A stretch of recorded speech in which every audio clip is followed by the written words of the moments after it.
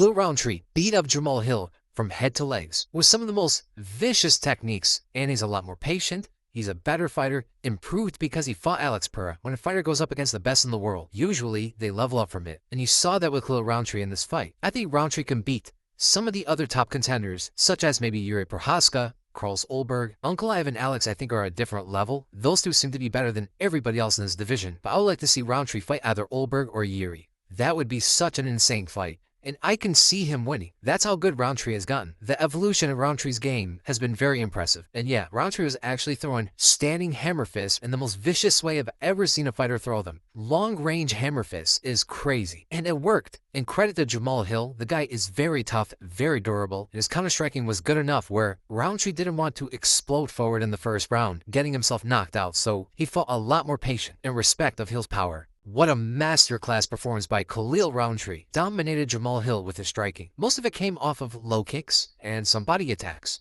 For the first half of the fight, he was working off the leg kicks and some body jabs. The reason why he focused so much on the body and legs and not as much on the head was because Jamahal Hill was constantly leaning away from everything he was throwing, and the repetitive movements of Hill became very easy for Roundtree to counter and defeat. Punches to the head, punches to the body, kicks and feints, everything he was throwing was getting that same reaction out of Hill, leaning away, which is going to make it more difficult to land his punches to the head. But when you lean away, it opens up the body and the legs. Roundtree had high fight IQ, targeting the body and leg as much as he did compared to the head. And this is only after a few reads in the first round. Usually it'll take like maybe a round or two for fighters to start doing that. Roundtree did it in the middle of the first round. Therefore, Khalil Roundtree focused most of the fight on attacking those two different areas. It made the fight a lot easier because then later in the first round and onward throughout the entire fight, Jamahal Hill had to switch stances. They'll even throw in feints before his kicks, throw a high feint to get Hill to defend his head, opening up the body, slamming a kick there. Then a few seconds later, throws another high feint, and this time goes to block his head and body but leaves his leg open for an inside kick,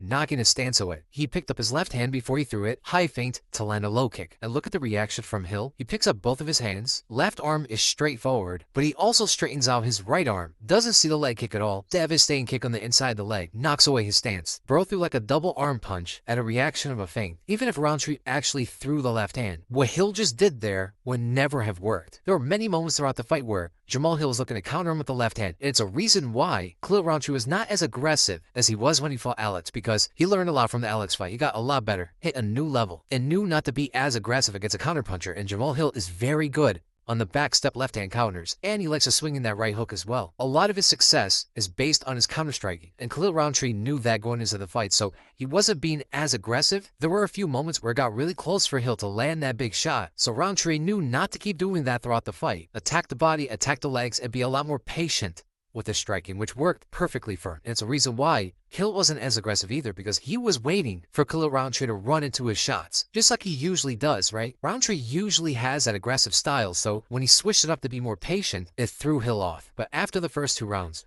that's where Roundtree was able to land his punches to the head because of the leg damage. Hill's already suboptimal footwork skills were deteriorating because of all the leg kicks, which made it a lot easier for Roundtree to just explode with a big right hook or a big left hand, and Hill wasn't able to lean away fast enough to evade those shots, therefore getting dropped 3 times in the fight by punches to the head and 1 time by leg kicks. But the unofficial stats only counted 1 knockdown, and that doesn't make any sense. Hill flopped to the ground twice for sure. Some of these shots from Roundtree were so viciously thrown, I really don't know how Hill didn't get knocked out from them. It really shows you the difference between everybody else at light heavyweight compared to Alex Pereira's power, because Roundtree was throwing with the most vicious intent on knocking Hill out with these shots, landing them flush, and Hill still fought through all 5 rounds. Look at the sequence right here. So Jamahal Hill lands a jab, which was one of the best punches he had the entire fight. He didn't throw him enough though, but the punch lands, and Roundtree counters with a full windup, a right shovel hook to the body, and with the same windup, a left overhand blast through the head, dropping Hill. And he didn't even get knocked all the way to the ground.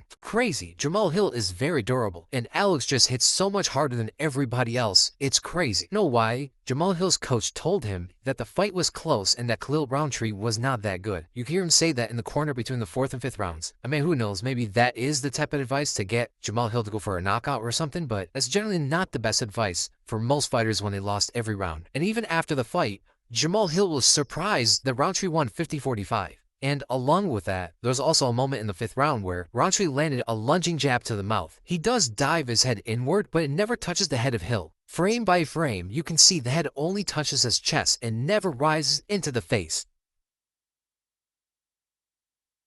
And on the disengagement, Roundtree lands a left haymaker to the side of the head. Hill complains after that as if he got headbutted, but that was the jab that landed to the chin, not the head. Now Hill is known to make a lot of excuses after he loses, so maybe he brings this up, or maybe he brings up that it shouldn't have been a 50-45 and he did better than he actually ultimately the end of the breakdown. So I hope you guys enjoyed it. If you guys did, make sure to give the video a like, make sure to subscribe, hit the bell for notifications, and what do you guys think of Rountree's performance? And do you think he could beat the other contenders, such as Jiri Prochazka and Carlos Ulberg, if not even someone like Magomed Ankalaev?